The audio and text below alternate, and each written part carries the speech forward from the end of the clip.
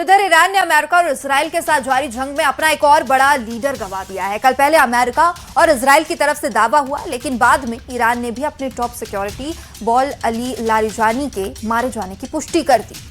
साथ ही ईरान ने लारिजानी की मौत का बदला लेने की भी कसम खा ली है। ईरान के राष्ट्रपति मसूद पेजेश्कियान ने शोक संदेश में लारिजानी को एक कीमती और महान व्यक्ति बताया। तो उन्होंने कहा कि लारिजानी के इस्लामिक रिपब्लिक के दौर में कई अहम भूमिकाओं में काम किए हैं।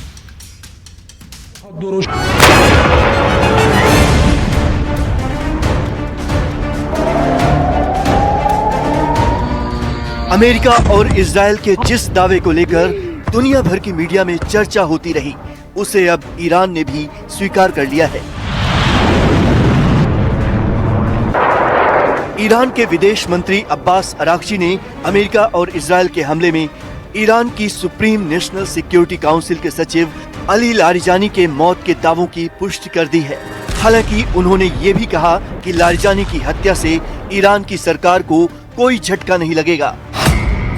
अब्बास अरागची ने कहा कि अमेरिका और इजराइल अभी तक क्यों नहीं समझ पाए कि ईरान की इस्लामिक रिपब्लिक एक मजबूत राजनीतिक ढांचे वाली व्यवस्था है, जिसमें स्थापित राजनीतिक, आर्थिक और सामाजिक संस्थाएं मौजूद हैं। किसी एक व्यक्ति की मौजूदगी या गैर मौजूदगी इस ढांचे को प्रभावित नहीं करती। वहीं IRGC यानी इस्लामिक रिवॉल्यूशनरी गार्ड कॉर्प्स ने भी लारिजानी की मौत की खबर के बारे में जानकारी दी है। लारिजानी पर उस वक्त इजराइल ने हवाई हमला किया जब वो अपनी बेटी से मिलने पर्दिस इलाके में गए थे। वो अपने बेटे और बॉडीगार्ड्स के साथ अपनी बेटी के घर पर मौजूद थे। तभी इजराइल की मिसाइलों ने ऐसा जबरदस्त हमला किया कि पूरी इमारत ढेर हो गई। हमले में अली लारिजानी के साथ साथ उनके बेटे मोर्तजा लारिजानी, उनके डिप्टी अली रेजा बायात और उनके कई बॉडीगार्ड्स मारे गए हैं। इससे पहले ट्रंप और नेतन्याहू ने लारिजानी की मौत का दावा करते हुए कहा था कि ईरान का टॉप ऑफिसर लारिजानी ईरान में प्रदर्शनकारियों की हत्या का जिम्मेदार था। The top person was, they say, a lot of people say their actual top was killed yesterday, along with somebody else who was responsible for the killing. The man that was responsible for the killing of 32,000 people over the last 2 weeks, he was in charge of the killing of protesters. It's an evil group. I mean, they've killed much more than 32,000 people, and the man who was responsible for that was also killed yesterday. הבוקר חיסלנו את עלי לאריג'אני. עלי לאריג'אני זה הבוס של משמרות המהפכה, שזה חבורת הגנגסטרים שמנהלת בפועל את איראן. אנחנו חיסלנו לצידו גם את מפקד הבסיס, זה העוזרים של הגנגסטרים, שהם מפיצים טרור ברחובות טהרן וערים אחרות של איראן נגד האוכלוסייה. גם שם אנחנו פועלים מהאוויר עם מטוסים של חיל האוויר, עם כטב"מים, וגם שם פועלים. उधर Iran ने भी साफ कर दिया है कि वो Ali Larijani की मौत का बदला लेगा। ईरान के राष्ट्रपति मसूद पेजेश्कियान ने शोक संदेश में लारिजानी को कीमती और महान व्यक्ति बताया। वहीं IRGC के एरोस्पेस फोर्स के कमांडर सैयद माजिद मौसवी ने ये कहकर चेतावनी दी कि अब दुश्मन का आसमान देखने लायक होगा। पश्चिम एशिया इस वक्त लगभग एक बारूद के ढेर पर है। ईरान और US इजराइल के बीच जंग अब और ज्यादा खतरनाक मोड़ ले चुकी है। ईरान की तरफ से लगातार बैलिस्टिक मिसाइलों की बौछार हो रही है, जिनमें क्लस्टर, वॉरहेड जैसे घातक हथियार भी शामिल हैं। इन हमलों का असर साफ तौर पर तेल अवीव और आसपास के इलाकों में दिख रहा है, जहां रिहायशी इमारतें और रेलवे स्टेशन तक निशाने पर आ गए। सिर्फ इजराइल ही नहीं, बल्कि पूरे पश्चिम एशिया में इसका असर फैलता नजर आ रहा है। बेरूत में इजराइल की जवाबी एयर स्ट्राइक जारी है, तो बगदाद में अमेरिकी दूतावास तक ड्रोन हमले की चपेट में आ गया। वहीं दुबई के आसमान में भी मिसाइलों और ड्रोन की हलचल ने खतरे का संकेत दे दिया है। लगातार सायरन, आसमान में चमकती मिसाइलें, इंटरसेप्शन के धमाके और जमीन पर तबाही हो रही है। ये जंग अब सिर्फ दो देशों के बीच नहीं रही, बल्कि पूरे पश्चिम एशिया को अपनी चपेट में ले चुकी है।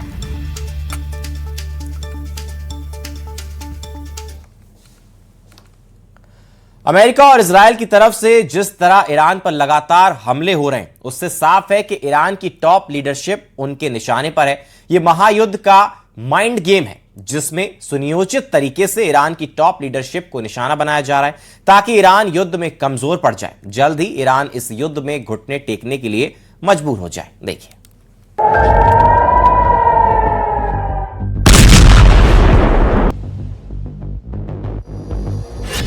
महायुद्ध का माइंड गेम।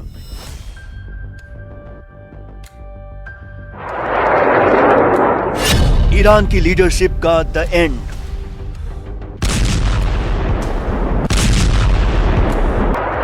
अमेरिका और इजराइल जिस तरह चुन चुनकर ईरान की टॉप लीडरशिप को निशाना बना रहे हैं, उससे साफ है कि ट्रंप और नेतन्याहू ने इस युद्ध को माइंड गेम से जीतने की रणनीति तैयार की है। इसी कड़ी में चुन चुनकर उन नेताओं को निशाना बनाया जा रहा है जो ईरान की राजनीति और वहां की सेना में अपना विशेष प्रभाव रखते हैं। पहले इजराइल ने ईरान के सुप्रीम लीडर को निशाना बनाया, लेकिन जब उनकी मौत के बाद भी ईरान ने घुटने नहीं टेके तो एक एक करके अब उन नेताओं को निशाना बनाया जा रहा है जिनकी वजह से ईरान इजराइल और अमेरिका के खिलाफ युद्ध में टिका हुआ है।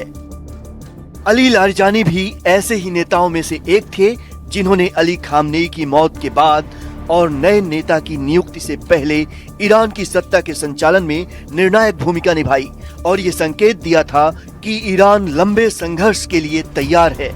अपने मौत से पहले भी लारिजानी ईरान के 3 बड़े संकटों को एक साथ संभाल रहे थे।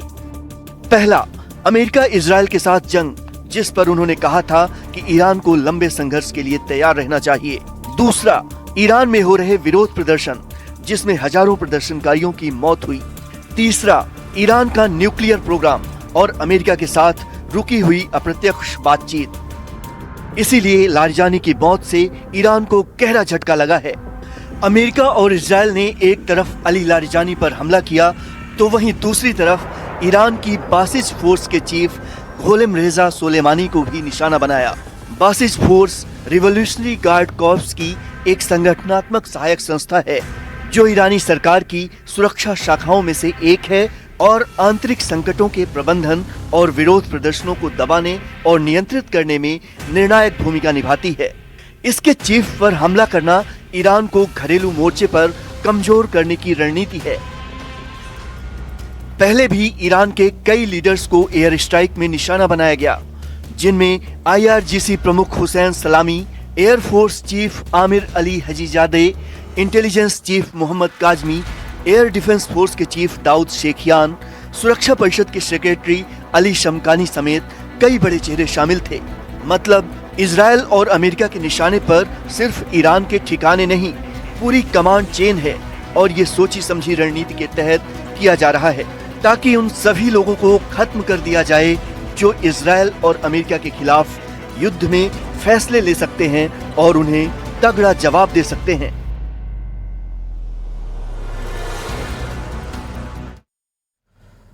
और लारिजानी की मौत के बाद ईरान ने कल की रात इजराइल के लिए कयामत की रात बना दी। कल पूरी रात इजराइल के आसमान से शोले गरजते रहे। पूरी रात इजराइल के आसमान ईरानी मिसाइलों से गरजते रहे। कंप्लीट ग्राउंड रिपोर्ट आपको दिखाते हैं।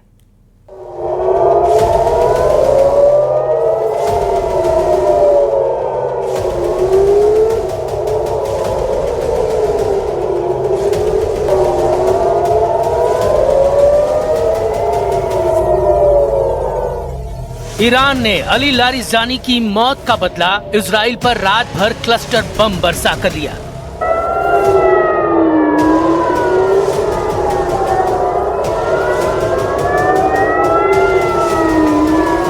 ऐसा हमला किया कि इजराइल दहल गया। आसमान से एक साथ गिरते बम देखकर रूह कांप गई।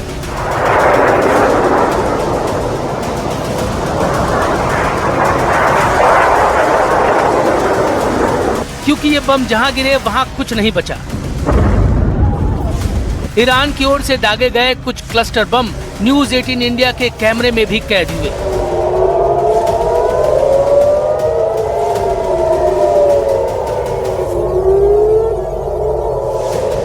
न्यूज 18 इंडिया के संवाददाता रिफत अब्दुल्लाह ने ये तस्वीरें जान पर खेलकर लोगों तक पहुंचाई।